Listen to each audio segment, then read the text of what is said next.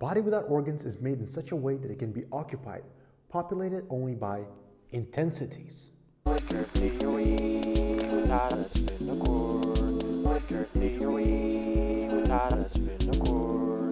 Today, we talk about eggs.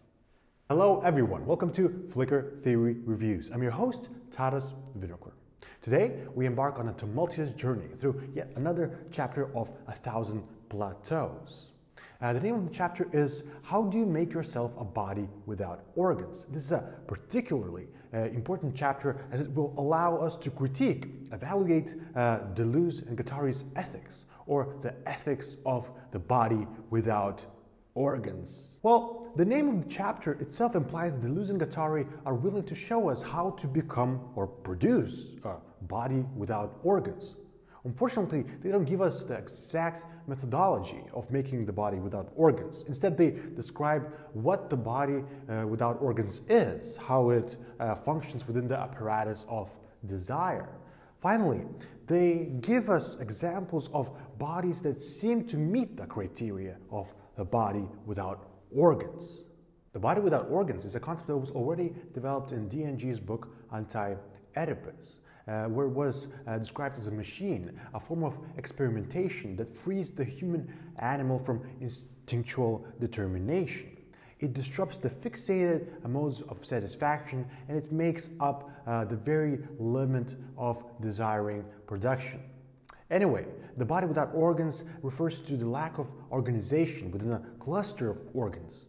A body without organs is not a single body without organs, but rather a cluster of organs deprived of organization. It's an important point. In 1,000 Plateaus, Deleuze and Guattari refer to the body of organs as the 0 degree of intensity. This means that the organization of bodies can indeed be deprived of the arborescent, hierarchical form of unity or organization. Deleuze and Guattari describe the body without organs as a continually self-constructing milieu. In other words, this body prefers intensities over organization, experimentation over interpretation. Body without organs locates new connections, new links, new intensities. It is a body that one can experiment with. It can enter into totally new combinations. New combinations. To this end, I should mention Deleuze and Guattari's critique of psychoanalysis. As you may know, psychoanalysis looks for repressed structures within the unconscious that affect the patient's mind. That is to say, psychoanalysis requires the patient to sit down, describe his or her past, and then psychoanalyst begins his interpretation. Well, Deleuze and Guattari write, where psychoanalysis says, stop, find yourself again, we should say instead, let's go further still. We haven't found our body without organs yet. We haven't sufficiently dismantled ourselves. Substitute forgetting for anamnesis, experimentation for interpretation. Find your own body without organs. Find out how to make it. It's a question of life and death, youth and old age, sadness and joy. A decent way of explaining the concept of bodies without organs is by discussing Spinoza's ethics. Spinoza here argued that there is only one substance in the world, which could be called God or nature, and that all formations within that world, such as cats or tables or mountains or people, are only modes or properties of this one substance. Finally, Spinoza talks about attributes as well. This concept denotes the ways in which people conceive this one single substance. In other words, attributes are our way of understanding the organisms within the world. The organisms that are mere modes or properties of one substance. Deleuze and Guattari write, after all, is not Spinoza's Ethics the great book of the bodies without organs? The attributes are the types of genuses of the body without organs, substances, power, 0 intensities as matrices of production. The modes are everything that comes to pass, waves and vibrations, migrations, thresholds and gradients, intensities produced in a given type of substance starting from a given matrix. This way, Deleuze and Guattari describe the ontology of intensities. All bodies are, in a way, variations of Spinozian substance, because there's no concrete initial ontological way that bodies should be organized. Bodies can be understood as continuously evolving, experimenting entities.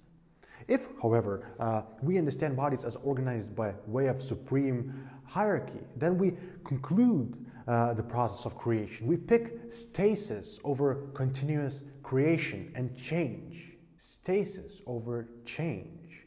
Deleuze and Guattari give us two examples of bodies without organs. Firstly, they take up the question of masochism. I already made a video on Deleuze's book on masochism, so make sure to check that out. Anyway, the masochist is the one who expects his mistress to torture him. Now, you could interpret this as a peculiar way of searching for pleasure. We could tie masochistic tendency to the Freudian concept of the death drive, for example. Well, Deleuze and Guattari write, take the interpretation of masochism. When the ridiculous death instinct is not invoked, it is claimed that the masochist, like everybody else, is after pleasure, but can only get it through pain and fantasized humiliations, whose function is to allay or ward off deep anxiety. This is inaccurate.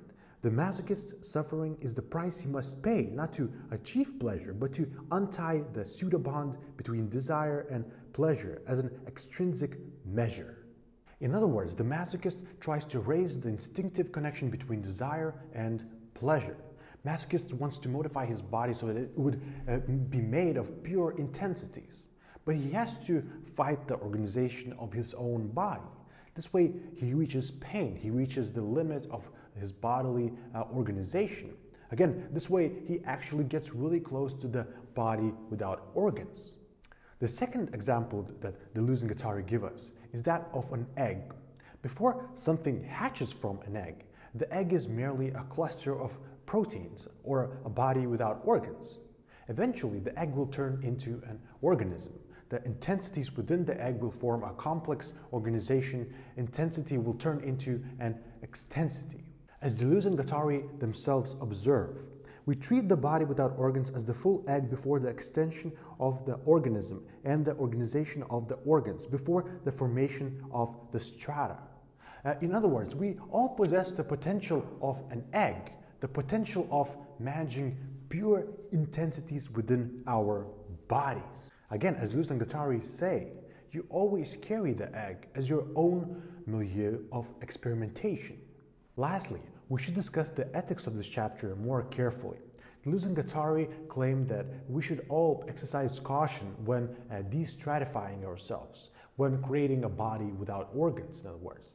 There are actually a couple of unfortunate things that can happen if we approach the body without organs haphazardly. If we get rid of all strata very violently, we might end up with either a cancerous body or a suicidal body. The cancerous body is a body that belongs to the strata. It forces stratifications to proliferate uncontrollably. This obviously can only bring destruction. Such a body can function as a form of cancer, or fascism, or inflation. The suicidal body, or the empty body without organs, is also very dangerous because it destroys all stratifications at once.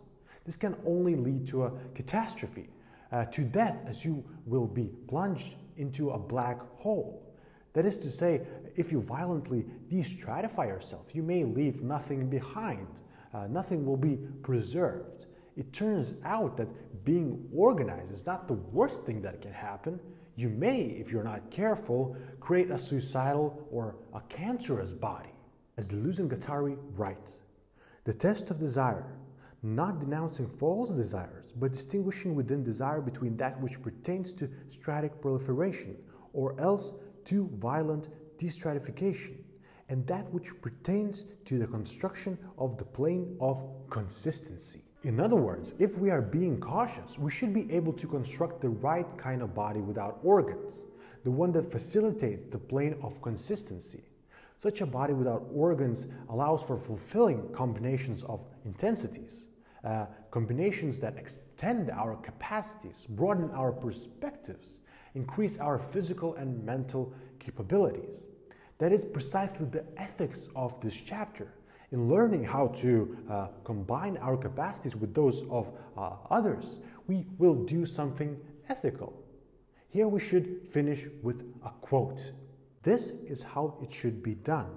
Lodge yourself on a stratum, experiment with the opportunities it offers, find an advantageous place on it, find potential movements of deterritorialization, possible lines of flight, experience them, produce flow conjunctions here and there, try out continuums of intensities segment by segment, have a small plot of new land at all times.